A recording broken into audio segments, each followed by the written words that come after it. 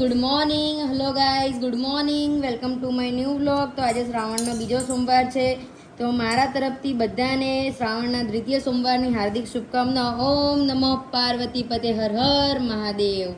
તો મમ્મી શેની તૈયારીઓ કરો છો? કારેલાના શાકનું. શું વાત કરો છો? કારેલાનું શાક બનાવો છો? મમ્મી યાર, અઠવાડિયામાં 2 વાર કારેલાનું શાક બનાવો છો તમે? પણ આપણા ઘરમાં બધાનું શાક ભાવે છે અને ખાસ કરીને તો મને ભાવે છે શાક, એટલે હું બનાવી કરું. પછી મને કારેલા બટેકા બહુ ભાવે પાછા. સાચી વાત છે. તો ગાઈઝ જો કેટલા સરસ મસ્ત કારેલા છે. અને આ કારેલા છે ને, અમારી એક ભાઈ છે ને ખેતરમાંથી સીધો વેચવા આવે છે ટેમ્પો લઈને. તો મમ્મી રાહ જોતી હોય છે એની. મારી મમ્મી મારા પપ્પાની એટલી રાહ નહીં જોતી ને એટલી પેલા ટેમ્પા વાળા શાક વાળા ભાઈની રાહ જોતી હોય છે ને મમ્મી. એમનું શાક બહુ મસ્ત અને ફ્રેશ હોય છે ને એ બી તાજું, અને એકદમ ખેતરમાં જ તોડીને લાવે. જો આ જો કેટલા નાના નાના બધા કારેલા છે, એકદમ ફ્રેશ. આજે સવારે જ લગભગ એ લઈને આવ્યા ને મમ્મી. મંદિર જાય અને શાક વાળાનો એવા ટાઈમે નીકળે કે શાક વાળો ટેમ્પો વાળો આવે નહીં મમ્મી? હા, રોજ એમનો ટાઈમ ફિક્સ જ હોય છે. એ ભાઈ આવે એટલે શાક રોજ લેતા જ આવા મમ્મી. તો જો ગાઈસ, મમ્મી આપણા ઘરે કારેલા કડવા કેમ નહીં લાગતા? એનું શું રીઝન?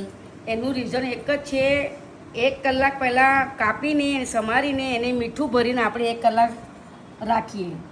બરોબર. તો જો ગાઈસ, આ આપણે કારેલા છે, હવે એના અંદર મમ્મી મીઠું ભરી દેશે અને 1 કલાક રાખે ને, એટલે જો તમારા છોકરા એના ખાતા હોય ને તો તમે આ રીતે ટ્રાય કરજો અને જરૂરથી ખવડાવજો. તો આજે મારા ઘરે બનવાના છે ભરેલા કારેલા. અને ઘણી વખત મમ્મી બનાવે છે ડુંગળી બટેકાવાળા કારેલા, પછી ઘણી વખત લસણિયા કારેલા બનાવે છે, અને ઘણી વખત કાજુવાળા કારેલા પણ બનાવે છે નહીં મમ્મી? તો ગાઈસ, તમારી મમ્મી પણ આવી જ છે? કોમેન્ટ કરીને જરૂરથી કહેજો. અને ખરેખર કારેલા ને એ બધું ખાવું ખૂબ સારું કહેવાય સેહત માટે. તો આપણે જ્યુસ તો ના પી શકીએ, પણ શાક બનાવીને ખાઈ શકીએ. શું કેવું? તમારા છોકરાને કારેલા ના ભાવતો ને તમે આવી રીતે ટ્રાય કરો તો જરા પણ કડવા લાગશે નહીં કારેલા. અને છોકરા ખાશે પણ ખરી. ખાશે બી ખરા.